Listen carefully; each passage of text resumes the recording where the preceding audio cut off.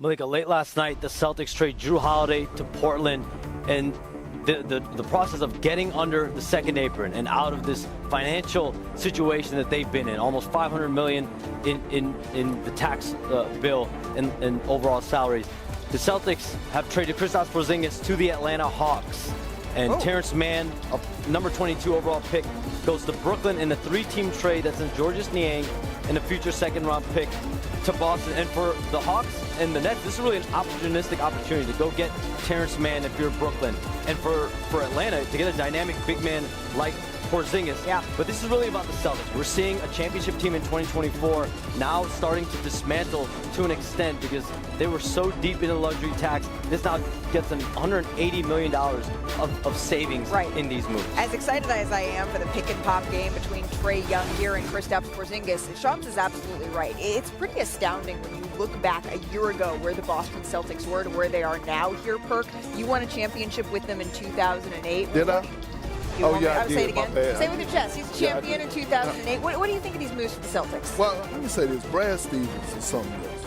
He's not just a trip. He's a vacation. Not looking, right? He's not afraid to be aggressive and make moves. I don't think this is the end of it, right? You're not going to just give up a guy, Kristaps Porzingis, who was a crucial part of you winning the NBA championship, and that's all you get back. I think he's just getting started.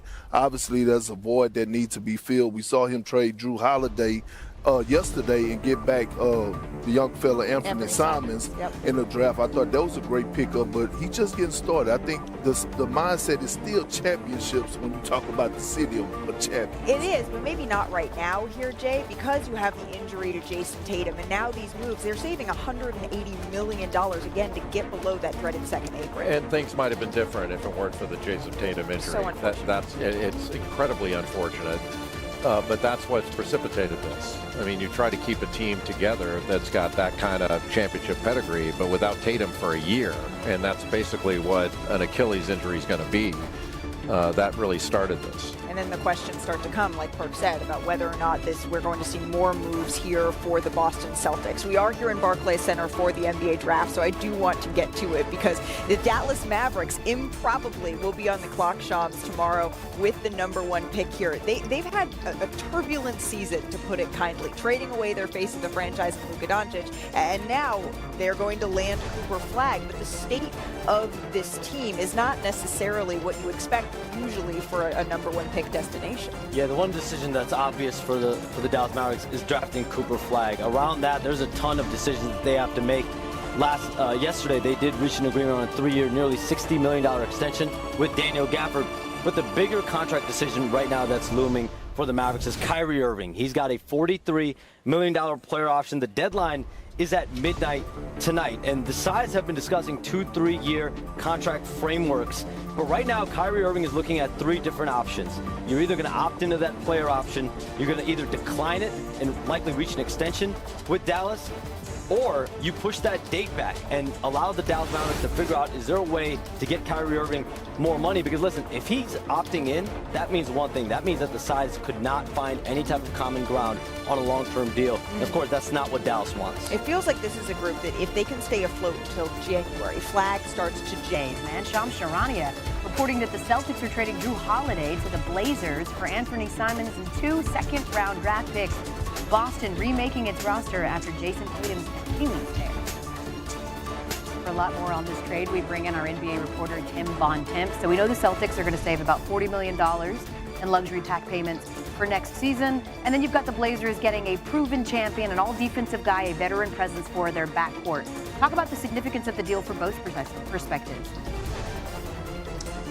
Well, let's start with the Boston Celtics, who, as you said, started to cut down what could have been a $500 million payroll between payroll and luxury tax payments next season. After Jason Tatum's Achilles tear in the second round of the playoffs against the Knicks, that is not something the Celtics are going to be doing. So by moving on from Drew Holiday and the 2 extra years on his contract, getting back Anthony Simons, who's on an expiring deal with a couple of second-round picks, not only does this save $40 million right now, this positions the Celtics to potentially cut a whole bunch more payroll in the couple of weeks between moving on from Simons, potentially, who's got an expiring deal, Kristaps Porzingis, who's got a big expiring contract, as well as some other guys on the roster. Expect more from the Celtics in the coming days and weeks. As for Portland, as you said, this is a team that went 23-18 over the back half of last year. They expect to try to take a step forward in the Western Conference. That is obviously why they went and got Jrue Holiday. This was a move that people around the league were pretty surprised by. People thought the Celtics would have to give up assets to move on from Holiday's final 3 years on his deal. Clearly, Portland viewed it as a positive contract, as guy come in and help this team that had an excellent defense down the stretch be even better this season. But in a Western Conference where there's a whole bunch of teams trying to get in the playoffs, it's going to be a challenge for Portland to do so. This is clearly a bet on this young core being able to take a significant step forward, with Jrue Holiday being a key part of that. Yeah, when it comes to holiday season, consummate professional, 17th NBA season he's coming up on, and this will be the 5th team that he's played for. Certainly not because of anything that he has done. Tim Bontemps is sticking around to talk NBA draft, but for much more on this trade, let's get it to Tony and Mike with PTI's Sports Talk. Hi, Wilbon. After the Celtics trade, who's your favorite in the East right now? Tony, when you take into account health, and you got all these Achilles injuries knocking out Dame Lillard from Milwaukee, and of course Tyrese Halliburton and Jason Tatum. To me, you're looking at a group of the Knicks and Cleveland and the Knicks. Orlando is ascending, but they're not ready to win a conference yet. It's going to take them a couple of years. Philadelphia, strangely enough, has these named players and maybe health. Is that possible? Can we count on Joel Embiid to be healthy for a season? If so, I'd throw their name into the mix, even though you're not going. I know you're not going to count him anyway. Tony, I'm going to give you a name of a team on the come. Now, it would normally take them another year or so, but I'm going to say the Detroit Pistons. Pains me to say that. I just like what they're doing. But the Knicks and Detroit, to me, they are at the top of this. Milwaukee with no Dame, I can't go with that even if Giannis stays. But it's hard to choose. Yeah, I have nothing that I can disagree with you on. I mean, the Celtics are going to be hurt because Tatum is not going to play. Milwaukee is going to be hurt just alone that Lillard isn't going to play, but I think they're going to trade Giannis. I don't know where he's going to be. I don't think he's going to be in Milwaukee. Indiana, they just lost their best player as well for the entire year. Orlando makes noise, but it's so far away. The Orlando noise is so, it's decades away, it seems. I'd love to see him do better. No, but I'm saying when they ever had noise before, it goes all the way back a couple of decades when they made it. That's what I'm saying. I agree with you about Detroit, that Detroit looks like in the East what Oklahoma City looked like a couple of years ago. Yeah. But I don't know. The Knicks, you trust them more than I do. What if their old players don't like their new coach? What if everybody's upset because they went as far as they went and then they fired a coach? I don't know how that works. I don't know what the dynamic in the locker room is going to be. So I would say, honestly, Cleveland by a mile, unless you know something that I don't know, unless they're losing people and I'm not aware of it, and maybe you are. Okay, but if they're not, I would say Cleveland by a mile, honestly.